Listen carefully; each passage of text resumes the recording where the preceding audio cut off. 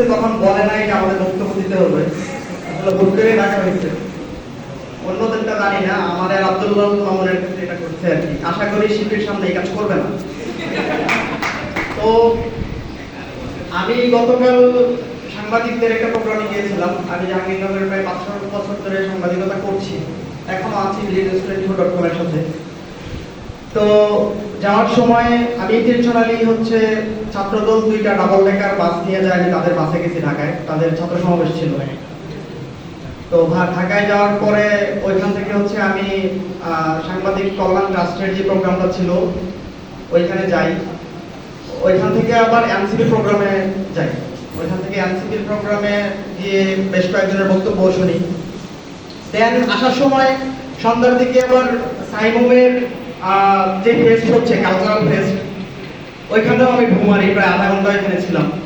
তো আমার কাছে যেটা মনে হয়, মানে আমি একই দিনে ছাত্রদলের সাথে বা সাইমুম তথা শিবিরের সাথে কিংবা এনসিপির যে প্রোগ্রাম ওইখানে পার্টিসিপেট করা, মানে দেখা যাওয়ার জন্য যে আসলে তারা কি বলে।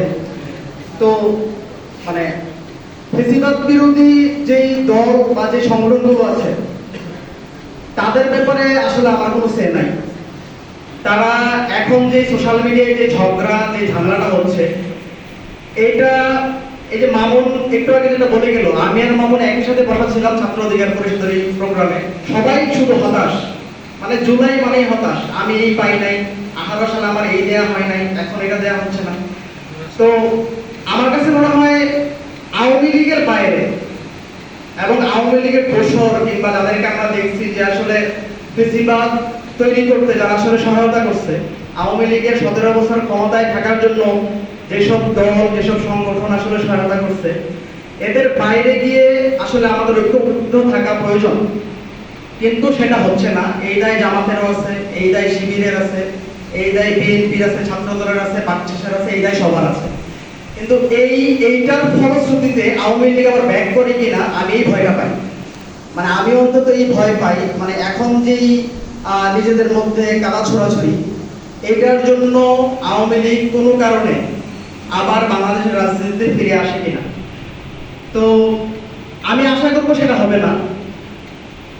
ফেসিবাদ বিরোধী ঐক্যের জায়গায় জাহাঙ্গীরনগর বিশ্ববিদ্যালয়ে ছাত্র শিবির আসলে কি ভূমিকা রাখছে আমি সেটা যদি একটু বলি।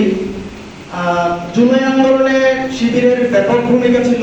একটা সময়ে আমাদের আমরা যারা সমন্বয়ক ছিলাম, যারা আন্দোলন পরিচালনায় আমাদের অনেকেই যারা ছিলেন, শিবির আমাদেরকে ফাইন্যান্সিয়ালি হেল্প করছে। শিবির আমাদেরকে যে 5 তারিখে 2 থেকে 3টা ট্রাক ভাড়া করা হয়েছিল, পুরো ট্রাক ভর্তি খাবার ছিল, মানে গুলতির সাপোর্ট দেওয়া, খাবারের সাপোর্ট দেওয়া, অনেকভাবে হেল্প করছে, এটা ট্রু। কিন্তু বিভিন্ন কারণেই মানে আমি দিন শেষে কিংবা আমরা দিন শেষে আওয়ামী লীগের পতন চাইছি, কিন্তু শিবির ওইখানে নামে আসলে কিংবা ছাত্রদলের অনেকেই হেল্প করছে। ছাত্রদল সরাসরি মাঠে উপস্থিত ছিল, যারা এখন ছাত্রদলের কমিটিতে আছে আপনারা চিনে থাকবেন, ওনারা অনেক সিনিয়র হইতে পারে, কিন্তু এটা ট্রু ওনারা অগাস্টের শুরুতে এবং জুলাইয়ের লাস্ট উইকে প্রতিদিন প্রোগ্রামে আসতো। আমাদের জাহাঙ্গীরনগরের প্রত্যেকটা প্রোগ্রামে আসতো, শিবিরও আসতো, ছাত্রদল আসতো। কিন্তু আমরা ইন্টেনশনালি জানার পরেও তাদেরকে সামনে যাইতে দিতাম না, যেন আন্দোলনটা কোনোভাবে ভেস্তে না যায়। তো এই ক্রাইসিসটা শুধু শিবিরের না, এই ক্রাইসিসটা আসলে ছাত্রদলের ছিল, যে ছাত্রদল সামনে আসলে কিংবা শিবিরের কেউ সামনে আসলে আন্দোলনটা ভেস্তে যেতে পারে। তো ফেসিবাদ বিরোধী আন্দোলনে শিবির, ছাত্রদল, নতুন সংগঠন হয়েছে যারা হচ্ছে আগে ছাত্র শক্তি ছিল, কিংবা ছাত্র শক্তির বাইরে থেকেও অনেক, এর বাইরের পেরিফেরিরও অনেক লোক এসে নতুন এনসিপিতে জয়েন করছে। বাকশালের নতুন সংগঠন হওয়ার পরে অনেক তরুণরা আসছে। আওয়ামী লীগের বাইরে আরো অন্যান্য অনেক দল আছে। আমি আশা করব মানে আগামীর বাংলাদেশে এই সোশ্যাল মিডিয়ার কিংবা হচ্ছে অফলাইনের এই কাদা ছোড়াছড়ি বাদ দিয়ে মানে একটা সুন্দর বাংলাদেশ বিনির্মাণে কিভাবে এগিয়ে যাওয়া যায়, কিভাবে হচ্ছে একজন নেগোসিয়েটরের ভূমিকায় কোনো একটা দল, কোনো একটা সংগঠন ভূমিকা রাখতে পারে, যে আওয়ামী লীগ যেন কোনোভাবে ব্যাক করতে না পারে, ছাত্রলীগ যেন কোনোভাবে ব্যাক করতে না পারে, এই জায়গায় আমরা কিভাবে কাজ করতে পারি। আপনি দেখেন মানে মোস্তাফিজ আমাকে একটু বলছে সংযুক্ত করার জন্য, আমি পারতেছি না। সেটা হচ্ছে যে আপনি ঢাকার যত কালচারাল সংগঠন আছে, এই কালচারাল সংগঠনগুলোতে এখনো কারা বসে আছে, মানে এই 1 বছরে আসলে কি হয়েছে যে কালচারাল সংগঠনগুলোতে বিগত 16 বছর যারা ছিল ওই তারাই আছে, যারা আওয়ামী লীগের বয়ান উৎপাদন করছে তারাই আছে। তো এই সরকার আসার পরে তারা এই গণঅভ্যুত্থানের সরকার আসলে কি করছে? আমি তো দেখতেছি যে এই কালচারাল সংগঠনের যারা আছে এই কালচারাল বয়ানের মাধ্যমে আওয়ামী লীগ আবার ফিরে আসবে। আমার কাছে এটা খুবই আশঙ্কা হচ্ছে। শিবির, ছাত্রদল বা বিএনপি, জামাত বা এনসিপি, বাকশাল বা অন্যান্য আরো যত দল আছে তারা কালচারালি জুলাই নিয়ে কি কাজ করতেছে? শিবির সাইমনরে নিয়ে কাজ করতেছে, এটা একটা কাজ, কিন্তু জুলাই নিয়ে কাজ করতেছে। বাট ওইটা একটা কমিউনাল বিষয়, যে আমি একটা কমিউনিটি রিপ্রেজেন্ট করি, মুসলিম সংখ্যাগরিষ্ঠ দেশ ওই হিসেবে।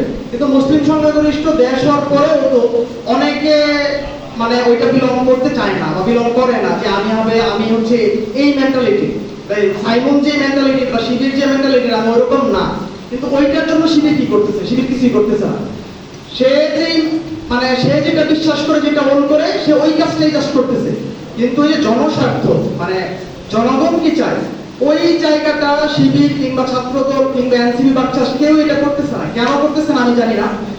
তো ওই জায়গাটা যদি, ওই কালচারাল জায়গাটা যদি আওয়ামী লীগ কিংবা হচ্ছে তাদের অঙ্গ সংগঠনের তারা যদি গ্রিপে নিয়ে ওইটারে আবার ব্যাক করায়, আওয়ামী লীগ যদি আবার ব্যাক করায়, এই দায়টা কিন্তু হচ্ছে বর্তমান যত রাজনৈতিক ছাত্র সংগঠন আছে, রাজনৈতিক দল আছে, এই দায়টা সবার মনে, যে তাদের কারণেই আওয়ামী লীগ ছাত্রলীগ ব্যাক করছে।